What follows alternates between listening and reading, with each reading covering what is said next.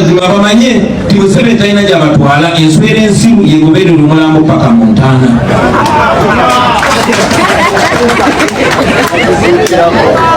So Museveni talina gy'agenda batwala, nyimirire ku kituufu, nyimirire ne bannayuganda. Muganda wange gwe agenda mu maaso n'okungoberera, njagala ensonga zino olunaku olwaleero tuzikwate empola. His Excellency Robert Kyagulanyi Ssentamu mu bigambo byebyo nga bw'obiwulidde olunaku olwaleero munyiivu ate era nga tasalikako omusale. Poliisi egenze mu maaso n'okubeera nga esalako ekitebe kya Nuupu oba ekyali ekitebe kya Nuupu ekamwokya nga kwotadde n'amagye ne bagenda mu maaso n'okubeera nga bayoola abaana be basanzeewo oluvannyuma lw'okuba nga ekitebe ekyo bwadde bagenda mu maaso n'okubeera nga likozesebwa ng'essomero basomesereza abantu abaagala okubeera nga bayiga ebyobukulembeze oba tukiyite leadership. Kakati nno tebakomyawo, balumbye amaka g'omubaka Nyeko Derek ne bagenda mu maaso n'okubeera nga beesogga ennyumba okubeera nga bafeffeta. Kugambye okwekalakasa kuno kubaddewo n'ebirala bingi mbikuleetedde bula nkusaba kimubeera mukakamu wamma tutandika ensonga ow'omutima omunafu weesibe bbiri oba oliawo nyinza okusaba ekintu kimu kyokka nti munnange gwe bw'obanga tosobole scrollinga. Nkusaba n'obuwembeefu obw'ekika ekya waggulu vidiyo eno nsooka ogimpere like nga bw'eri enkola yaffe eya subscribing edda nkwebaza bwebaza atanaba subscribinga nkusaba subscribinga vidiyo egyasigala eplayinga mu background then ogende mu maaso n'okubeera nga ate ogenda mu maaso n'okubeera nga otwegatako mu butongole. Sheikh Ashraf Dembe musomi wa ddwa agamba mukubire ku simu esembyeyo 11 ku screen ono nno nga yagenda okuyamba ebizibu ebyenjawulo ebikuli obukiika ng'omwana loganyina nzikiriza tutandikire wano ku kadde kano kennyini. Honorable Betty Namboze bakireke atadde akaka n'ebirala bingi mbikuleetedde. Sigamba nti oluzungu talutegeera, ayogera nnyo Olufalansa n'Oluspanish naye kanjogere mu Luganda okusooka. Olunaku lwaleero nja kwogera ku nsonga nga 3 oba 4. Ensonga esooka mwena mulabye ababadde ku social media nti ekitebe kyaffe ekikadde kati kitwakyusa kifuule essomero ly'obukulembeze kirumbiddwa olunaku lwaleero. Abamilitale, aba SFC, abapoliisi n'abalala tetumanyi kyebadde bagala, bazze ne bamenya bumenya ne bayingira ne batwala ne batutte, era bwe tuva wano twagala genda kumanya kiki kye batutte ne bategeezeza nti n'abantu baffe abamu babakutte. Ekintu kye kimu kibadde ewa Honorable David Nyeko ne walala. Si gwe gusoose, ebyo tubeera tubisuubira buli lunaku ne wano bayinza okujja, naye ekyo njagadde bannange ekyongere bagunya bagoba bagulina.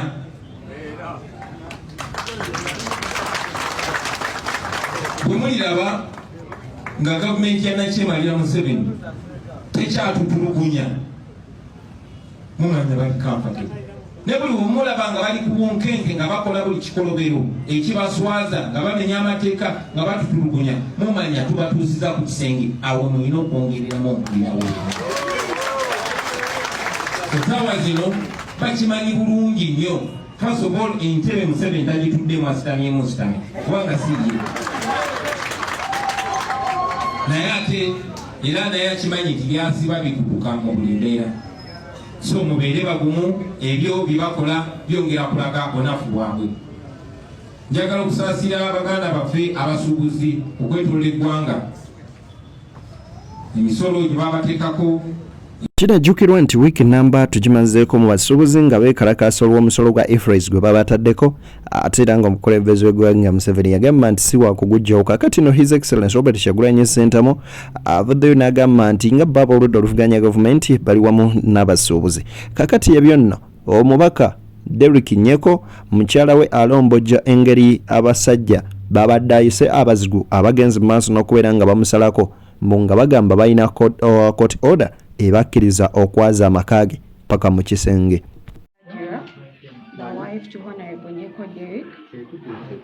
So we had a huge knock and it was so strong. I told my askari to go and open, and the moment he opened like this, they pushed him and they entered I saw army guys, policemen, detectives, people that were not putting on uniform. There were so many. So I told them, why are you here? You just can't enter my house like that. And the moment they entered the gate, they wanted to enter the house. Now I told them, you can't enter my house like that. So they had to show me a court order. I'm like, okay, you showed me this, but you can't enter my house without any other witness. And then the chairman came in. So when they entered, they saw cameras. So when they saw the cameras, they were so terrified. So they wanted to do their kavuyo in my corridor because they told me, we want to first enter your bedroom. I told them, no problem. So I was leading them to my bedroom, and the other people wanted to remain in the corridor. I told them, I can't let you remain in the corridor without a camera. If you all want to search my bedroom, you all enter. So then wakola kavuyo, and then we entered my bedroom. They were so harassing me. Like it was that. The guy asked me, where is the gun? Where are the things used to harass people? I told them, my husband is a member of parliament. He's not an army guy, so you can't find anything like that. And that army guy, he was told, the moment he saw me being so hard on him, he removed his name, and for him he was so sure there are some things here. So probably they wanted to put them there, but we were very tight on them. They have taken his shoes, the overall, the black one, into those are the counter-terrorist kind of wear, so he uses them in the night. They have left some other white clothes because I refused them to take them. I asked them, aren't people supposed to wear white? If you're taking white, that means you're supposed to arrest them for wearing white. The search document, they left, but I asked them for the court order to leave it behind, and they refused. Besides, they didn't let me read it well. They were opening for me, They wanted that part they wanted me to see. But I told her, let me read the whole thing, and she refused to give it to me. Really so many. They were inclusive of the army guys, policemen, people without uniform. Literally, there were many. My compound was full, and my house was full as well. The Honorable was out in the constituency for some work. Yeah, so that's why he was not able to come in one. What do you expect them not to be kind?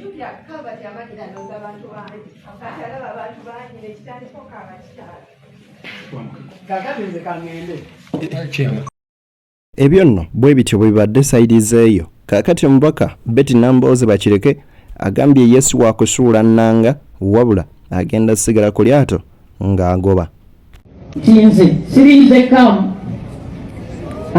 naye ndi difficult go. Ndwawo okukwana omuntu naye bwe nkwanira ddala. Era mukama wange ffe twajja nnyo. Abantu b'emukono bano nange bagamba nti we walibanga osigazza abawagizi nga bava mu kitundu kimu bagenda kubeera b'emukono. Abantu abalinga nze omutabani abadde wano nanjogerako ebigambo ebyekisa, naye tetulina okukola abalinga nze. Tuvunaanyizibwa okubeera ba transitional agents, okubeera olutindo wakati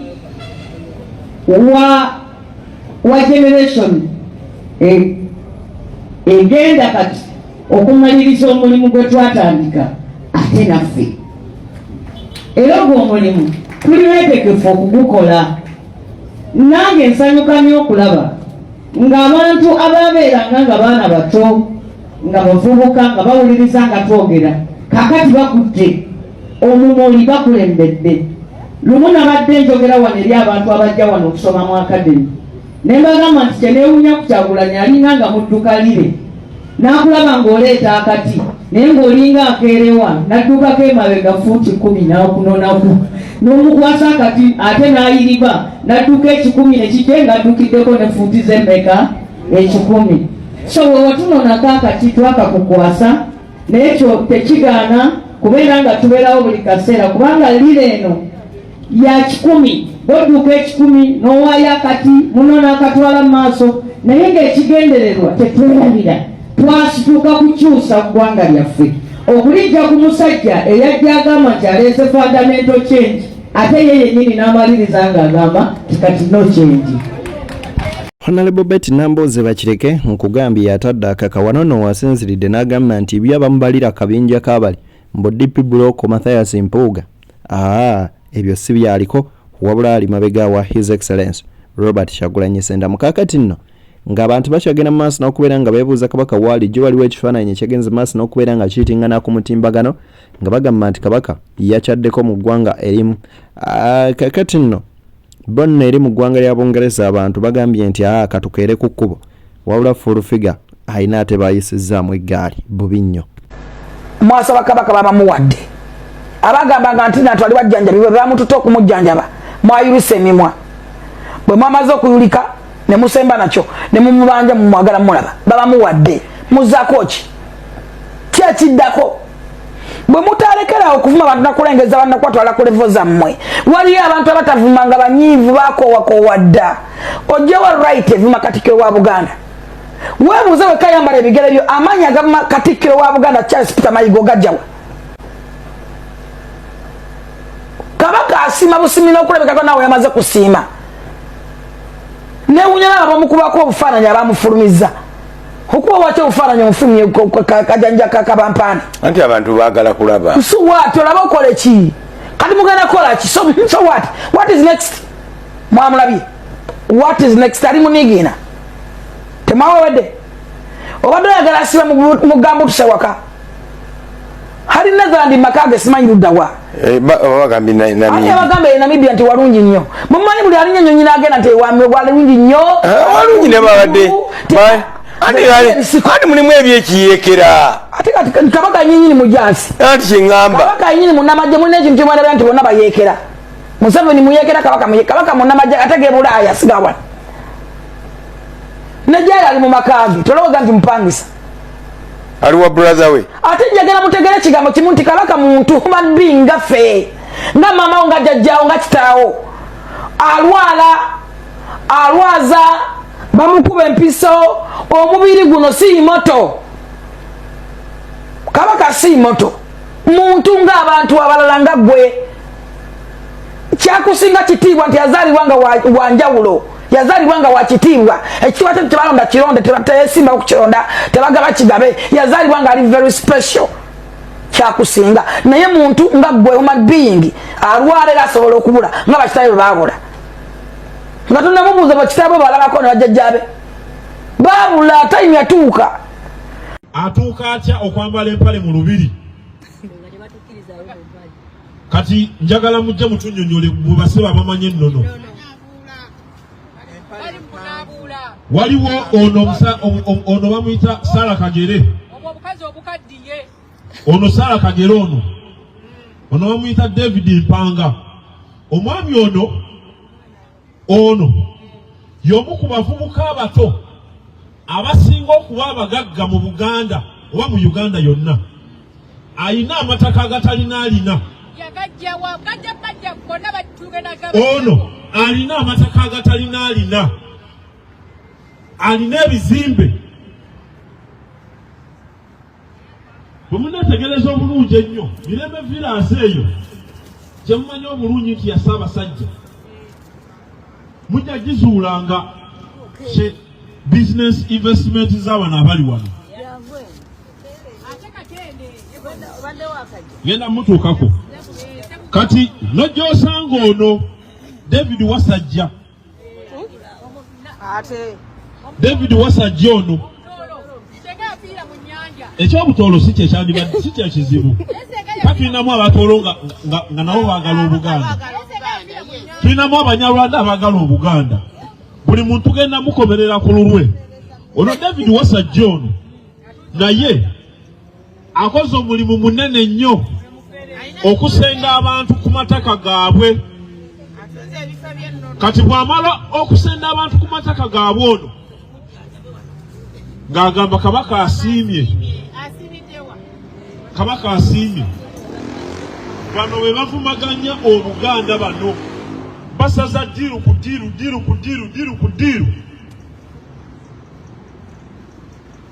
kakati mu kiseera kino nga tubanja Ssaabasajja tebanyega twagala tubategeeze bantu mmwe Mayiga alina obuvunaanyizibwa bwe n'abantu bemmenyeeko mulina obuvunaanyizibwa bwammwe era twagala tuye ku maloboozi gammwe mutugambe kwa kati mmwe Agnes Nabaloga Sara Kagere oli mwanyina mmwe tetusuubira bawulira nga ate nammwe mubanja mutwagala mujje ne mwanyina ate twagala mujje mutugambe mwanyina faliji nedda twagala mujje naye. Yes. Ebigambo ebyo biwanvu era bwe bityo bwe birisinya bigattako kigambo kyange okujjako bagamba obugambe nti nammwe we mba mutandikirawo mu comment section gwoseewo kikyolowooza. Mu kiseera kino eri mu kunoonyereza ku bulumbaganyi obwakoleddwa ku Honorable Mwijuche Francis, member wa Parliament owa Bukweju constituency. Ono yalumbiddwa Kyenyakishana ekisangibwa e Bukweju. Honorable MP Mwijuche yasobodde okufuna okwemulugunya okwadde kuva mu basabi mu Lwanyamabaale Catholic Church. Agamba nti omutuuze omu gwe bayita Kamugisha Frank nga muliraano w'ekitundu kino ekya Lwanyamabaale Catholic Church yazze atiisatiisa okumenya ekereziya eno kye yasitukiramu agende asobole okwetegereza ebyo byali bigambibwa nti Kamugisha Frank yali yasiba sengenge ku ttaka lino eririko enkaayana naye ekyomukisa omubi yafuna abakozi aba Frank Kamugisha abaali abakambwe nga balina emiggo embuukuuli era okugenda okukakkana akanyawulagano kaaliwo wakati awo era Honorable Mwijuche nga mwalabye mu bifaananyi ebimu yafunye ebisago eby'amaanyi naddala ku mutwe. Yaddusiddwa poliisi yakozesezza obwangu nemuddusa ku ddwaliro erya Nsika Health Center 4 gye yafunye obujjanjabi of course mu kiseera kino.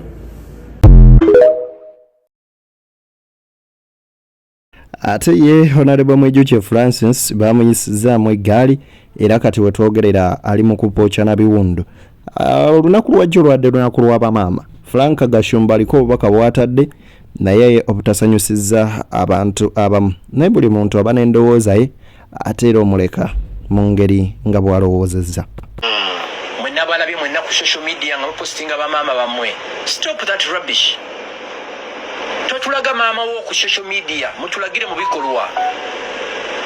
Maama wo bw'oba omulabirira ffe tumulaba ku mikolo bw'afaanana. Maama asula obulungi tumulaba. Maama ali eminwe everyday tumulaba. Ulya maama ali akanyama tumulaba.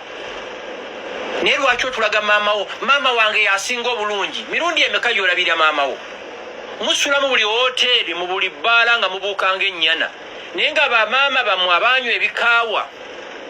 Maama wo n'abeera naawe emyezi 9 mu lubuto. Abamu babalongoosa bulongooso bajja munda. Maama wo ne bamubaaganga ente ne bamutunga. Ewuzi zino zikyakwata ali mu kuyonsa. Naye n'omala wiiki namba maama wo toyogera naye. N'omala wiiki namba maama wo tomuweereza kasente. Bw'oba n'omusajja maama wo omusajja buli lwakuwa emitwalo 10 kwatako 2 ogimuweereza. Gwoba olina boyfriend wo buli lwakuwayo kasente weereza ku maama kuba yamanyi nti yeyitamu okuweerera. So muleke ba celebrating once in the day. Zera kiswaza nnyo okuba mbu tulinayo a special day for our mothers. Mothers must be celebrated day in, day out, Monday to Monday, January to December. Okitegeera ndowooza nze kyembiriivingamu kuba teri kintu kyekana maama wo. Ensi yonna ne bweba ekuvuddemu ng'oli mulago oli ku life support for 6 months. Maama wo tayinza gaba mugyeko ebyuma agenda abamuleke ayinza okudda engulu.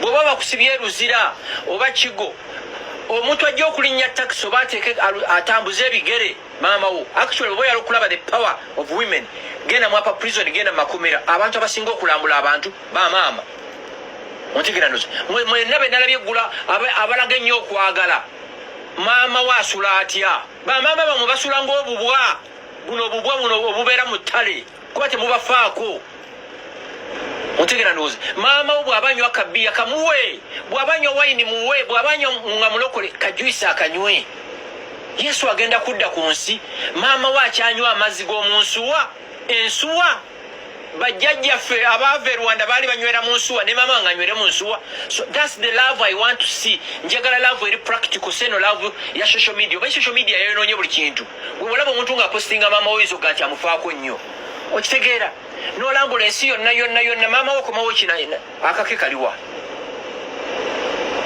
maama wo ku dduuka eriri okukyalo bawe standing order ti mami wange akkirizibwa okugyayo ebintu byonna byayagala wano gwosasula bamaama temubawa nnyo kaashi maama bw'omuwa kaashi ng'amuwa ganaagaana agalala ebyo nkimanyi bulungi nnyo omanyi bimuyiiya kasita maama omuwa akakadde nga bamuyiiya kozi luli wali ogamba ki ng'amuwa akaaga gwe making sure nti maama wo alina edduuka gyajja ku ki ebintu okitegeera ndowooza umeme mami wa alwana atya n'okusasula umeme atya talina kumanya biru za umeme. Actually abaana mwenna abali mu Kampala muno kasita mukula ne mutandika okukola mu taking over bills z'abazadde bammwe mubeere nga mmwe muzikola ki nga mmwe muzisasula. So mwenna abacelebrating ze bamaama bammwe eggulo nga mubafaako thank you so much. Mwenna abacelebrating ze ku social media bagambe ki bagambe kigambo ki mulekere abo akatinko ka social media byonna bwebityo bwe byatambudde nzikiriza nkugamba nti gwokola kinene okubeera ng'ongoberera akuuma atakuumira mpeera mubeere bulungi mbanywanyi mweraba Ssaabasajja Kabaka Ronald Muwenda Mutebi owookubiri wangaala ayi beene ekyukyu Ssaabasajja Ssaabataka Baffe akukuume oyo nno Namugereka atakuumira mpeera Maama Najinda Sylvia gerekera Obuganda.